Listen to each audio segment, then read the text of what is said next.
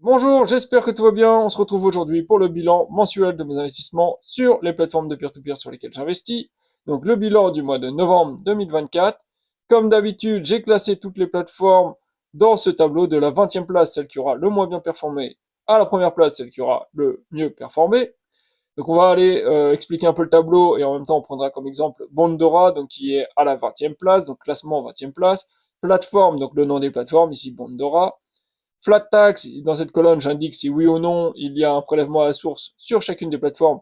Et si c'est oui, j'indique le nom du pays et le pourcentage qui est prélevé sur les gains. Donc ensuite, ici, le total que j'ai d'investi à la fin du mois de novembre. Donc ici, pour Bondora, c'est 0. Évolution du total en pourcentage, donc l'évolution de mon capital par rapport au mois dernier. Donc forcément, là, c'est noirci puisque je n'avais pas d'argent investi sur Bondora le mois d'avant. Gain, donc sur chacune des plateformes, les intérêts que j'ai reçus, donc 0 sur Bondora, pas d'argent investi forcément. Évolution des gains en pourcentage, donc par rapport au mois dernier, forcément, donc pas d'argent investi, donc pas d'argent gagné non plus sur Bondora, donc c'est en noir. Performance en pourcentage, donc là je calcule la performance, donc le gain par rapport au montant que j'ai investi le mois dernier. Comme ça, si j'ajoute de l'argent, en général il faut un petit délai de 1 mois pour qu'il commence à générer des intérêts. Donc voilà pourquoi je crée ce petit décalage pour calculer la performance, un petit décalage de 1 mois. Et donc là, bon, de toute façon, il n'y avait pas de performance pour Bondora, puisque, comme d'habitude, je toujours pas d'argent investi. Et les défauts sur chacune des plateformes, donc si jamais il y a des défauts, c'est-à-dire, pour moi, ce sont des prêts, des projets qui ont plus de 60 jours de retard, je l'indique ici le montant, enfin le pourcentage, j'indique le montant et je calcule le pourcentage. Et ici, dernière colonne que j'ai ajoutée pour ce mois-ci, ça va être les gains que j'ai fait en tout sur chacune des plateformes, donc gains bruts, donc non déduits des impôts, sur chacune des plateformes.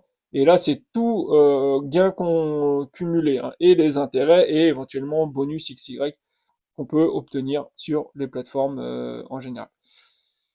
Donc voilà, pour Bondora, on a vu, donc tout est à 0, mais j'ai quand même gagné en tout 209,37 euros sur cette plateforme depuis que j'ai commencé à investir dessus.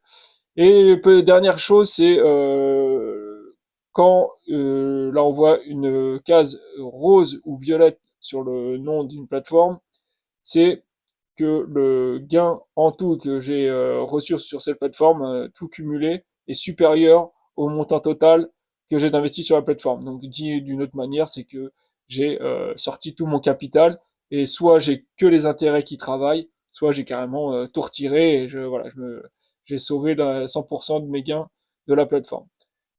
Donc voilà, ça veut dire qu'au minimum, j'ai sécurisé mon capital sur la plateforme. Donc quand c'est ce cas-là, je mets une couleur violette comme ça. 19e place, Estate Guru. Alors je préciserai pas à chaque fois flat tax ou non, hein, c'est à titre informatif, hein, vous le lirez au fur et à mesure si ça vous intéresse. Donc 19e place, Estate Guru, 1904 euros d'investi, c'est moins 11% par rapport au mois dernier. J'arrondis comme ça les montants. Voilà, quand il y a des virgules, ben, c'est pas forcément très intéressant. Donc c'est moins 11% par rapport au mois dernier, gain de 0 euros, donc c'est moins 100% de gain par rapport au mois dernier, pas de performance, donc 0% forcément, puisque j'ai pas reçu de gain, 75,71% de défaut pour Estate Guru, donc ça représente un montant de 1442 euros en défaut, hein, toujours le même montant depuis pas mal de temps sur Estate Guru, ça ne bouge pas. 456,58 euros en tout de gagner sur la plateforme depuis que j'ai commencé à investir. 18e place, les entrepreneurs, 483 euros d'investis, 0,13% de plus que le mois dernier. 0,2 euros de gain pour le mois de novembre, c'est moins 93,27%. 0,04% de performance, 24,82% de défaut. Donc là, j'ai un projet qui est en retard, hein, sur les entrepreneurs. Ça représente une somme de 120 euros, donc soit 24,82% du montant en tout que j'ai d'investi. Et bah, c'est pas une bonne nouvelle, hein. C'est la première fois que j'ai un retard et un défaut sur les entrepreneurs. Donc, donc à voir à la suite comment ça va être géré. 90,39 euros en tout de gagné sur les entrepreneurs. 17 17e place, Mintos, 5152 euros d'investis en tout. C'est moins 5,84% par rapport au mois dernier. Gain de 17 euros, là je ne donne pas les virgules. 10% d'évolution du gain par rapport au mois dernier, 0,31% de performance, 55% de défauts, donc les défauts sur Mintos, pareil, ça ne descend pas, c'est toujours à peu près la même chose, même ça augmente un tout petit peu des fois, 2833 euros environ en défaut. Et en tout, j'ai gagné 2637, 2637 euros en tout de gagné sur Mintos depuis que j'ai commencé à investir. Donc on voit que j'ai pour l'instant gagné moins que le montant qui est en défaut sur Mintos. Bon, déjà, c'est pas une super nouvelle. 16e place, October, 80,63 euros en tout d'investi, c'est moins 15% par rapport au mois dernier. 0,35 euros de gain, pardon, c'est moins 53,95% par rapport au mois dernier. 0,37% de performance. Taux de défaut de 186,97%, donc parfois il y en a qui s'étonnent d'un taux de défaut supérieur de 100%. Donc ça s'explique tout simplement puisque une grosse partie du capital là est en défaut et il y a des intérêts qui se sont accumulés qui sont en défaut également et qui ne m'ont pas été versés. Donc c'est pour ça que le taux de défaut dépasse les 100%. 125,2 euros en tout de gagné sur October depuis que j'ai commencé à investir.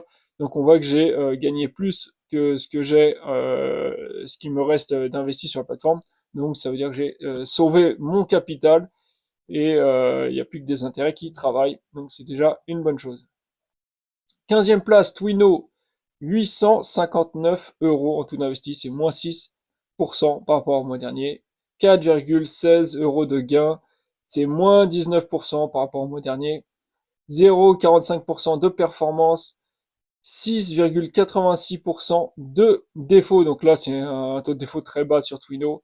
Il me reste quelques prêts russes qui sont à rembourser, mais ça descend un tout petit peu chaque mois, donc c'est déjà pas mal. Il me reste que 58 euros à peu près en défaut. 787 euros de gain en tout sur Twino depuis que j'ai commencé à investir, c'est plutôt pas mal. 14e place, PretUp, 68 euros en tout d'investi, c'est moins 8% par rapport au mois dernier. 0,39 euros de gain, c'est moins 31% par rapport au mois dernier. 0,52% de performance, 150,33% de défaut, donc même histoire que pour October, hein. J'ai une partie du capital et des intérêts en défaut, ce qui fait dépasser les 100% de défaut. 187,68 euros en tout de gagné depuis que j'ai commencé à investir sur la plateforme. Donc j'ai mis en violet également, ça veut dire que j'ai moins d'argent investi que j'ai d'argent de gagné en tout. Donc dit autrement, j'ai sauvé mon capital. 13e place, Bonster, 145 euros en tout d'investi. C'est moins 8% par rapport au mois dernier. 1 euro de gain. Moins 23%, donc les gains par rapport au mois dernier. 0,63% de performance, 93% de défaut. Donc là sur Bonster, ça a baissé, hein, mine de rien. Il y a eu peut-être 10 euros, quelque chose comme ça. Voilà, il y a eu quelques prêts qui ont été remboursés dans ceux qui commençaient à accumuler pas mal de retard. Mais ça, voilà, et forcément, comme je retire à chaque fois tout l'argent disponible, le taux de défaut reste toujours très élevé, mais de toute façon, il est très élevé par rapport à de toute façon. 69 euros en tout de gagné sur la plateforme depuis que j'ai commencé à investir. 12e place, bien prêté, 653 euros en tout d'investi, c'est moins 7% par rapport au mois dernier. 4,82 euros de gain, c'est moins 51% par rapport au mois dernier. 0,69% de performance, pas de défaut et 413 euros en tout de gagné sur bien prêté depuis que j'ai commencé à investir. 11e place, Peerberry, 2462 euros en tout d'investi. C'est 0,15% de plus que le mois dernier. 18,55 euros de gain, c'est moins 8% par rapport au mois dernier. 0,75% de performance. 0,23% de défaut. Donc sur Peerberry, il reste un tout petit peu de prêts ukrainiens en défaut. Moi, de mon côté, il reste que 5 euros de prêts ukrainiens en défaut. Donc ils ont vraiment bien fait leur job sur Peerberry. C'est top. 1735 euros en tout de gagné sur Peerberry. Donc c'est plutôt pas mal. 10e place via Invest. 1054 euros en tout investi, c'est moins 18% par rapport au mois dernier. Gain de 12,48 euros, c'est moins 9,5% par rapport au mois dernier. 0,96% de performance, pas de défaut et 502 euros de gain en tout. 9e place, Swapper, 1024 euros en tout investi, 0,32% de plus que le mois dernier. 9,76 euros de gain pour le mois de novembre, c'est moins 19% par rapport au mois dernier. 0,96% de performance, pas de défaut, et 477 euros en tout de gagné depuis que j'ai commencé à investir. 8e place, Debitum, 7123 euros en tout d'investi, c'est moins 6% par rapport au mois dernier. 74 euros de gain, c'est moins 8% par rapport au mois dernier. 0,98% de performance, pas de défaut, et 2209 euros de gain en tout depuis que j'ai commencé à investir sur la plateforme. Donc c'est vraiment pas mal. 7e place, Robocash, 4250 euros en tout d'investi, c'est moins 3% par rapport au mois dernier. 45,05 euros de gain en novembre, c'est moins 1% par rapport au mois dernier.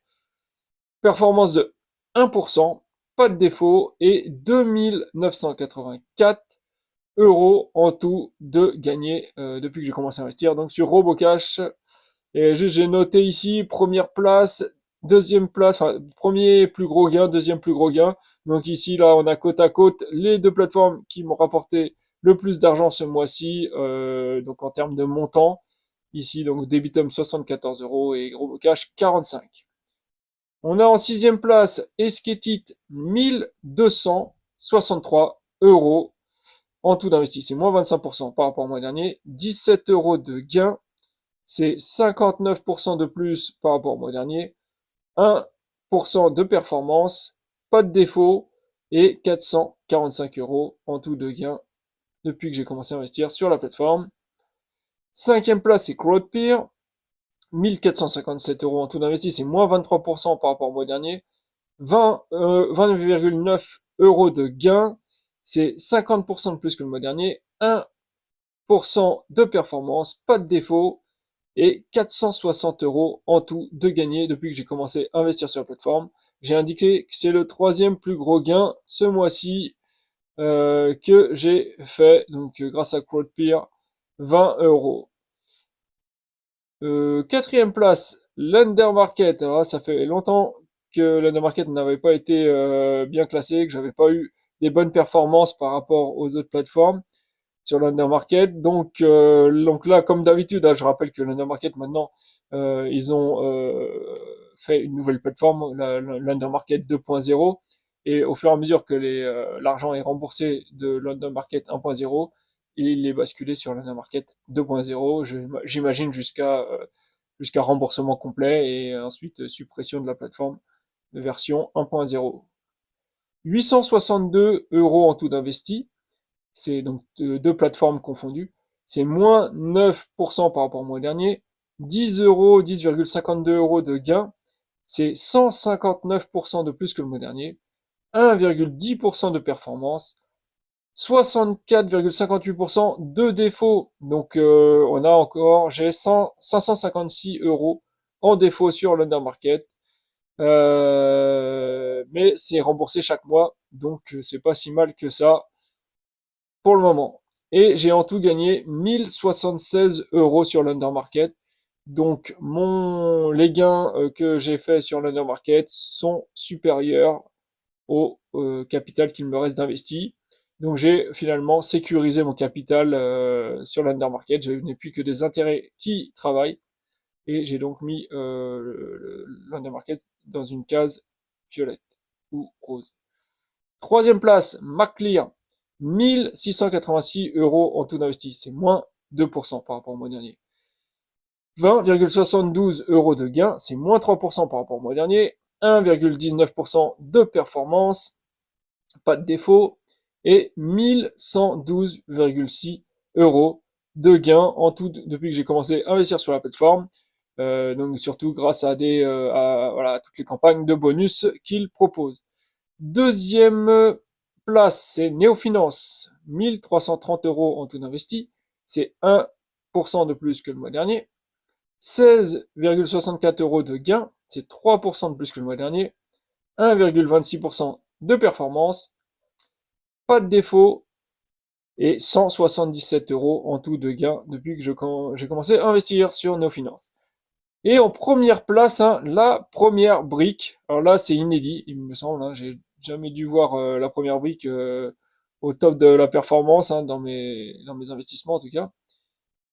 378 euros en tout investi, c'est moins 3% par rapport au mois dernier. 4,98 euros de gain, c'est 4427% de plus que le mois dernier. 1,27% de performance. Donc là, un très bon mois pour la première brique, c'est tant mieux, hein, ça serait bien que ce soit comme ça plus souvent. Défaut, pas de défaut a priori, et un gain de 35,69 euros depuis que j'ai commencé à investir sur la plateforme. Donc globalement, on voit que j'ai désinvesti toujours pas mal hein, sur toutes les plateformes. Ça a été comme ça toute l'année 2024. Bon, c'est pas encore le bilan de l'année 2024, mais voilà, on peut le faire un peu maintenant. J'ai pas mal désinvesti parce que déjà de une, j'avais l'intention de réinvestir une partie de cet argent en bourse. Hein, donc voilà, c'était prévu depuis tout le temps. Et également, j'ai été quand même pas mal impacté en termes de fiscalement par rapport aux gains que je faisais sur les plateformes de peer-to-peer, ce qui n'est pas intéressant pour moi. Surtout que mon ambition, ma stratégie, c'est d'investir sur le long terme. Donc recevoir des gains sur lesquels je suis imposé directement, c'est pas forcément ce qui m'arrange le plus. Donc j'ai préféré réduire un petit peu mon exposition en peer-to-peer pour l'année 2024 et on verra ensuite en 2025 ce que ça va donner justement fiscalement tout ça. Est-ce que je m'y retrouverai un peu mieux et si je vais essayer de trouver voilà comme ça le bon équilibre entre la bourse et le peer-to-peer pour pas être payer trop d'impôts quoi tout simplement à court terme en tout cas. Donc en tout, j'ai 32 242 euros d'investis sur toutes les plateformes confondues. C'est moins 7% par rapport au mois dernier. 279 euros de gain. C'est 0,91% de plus que le mois dernier. 0,8% de performance.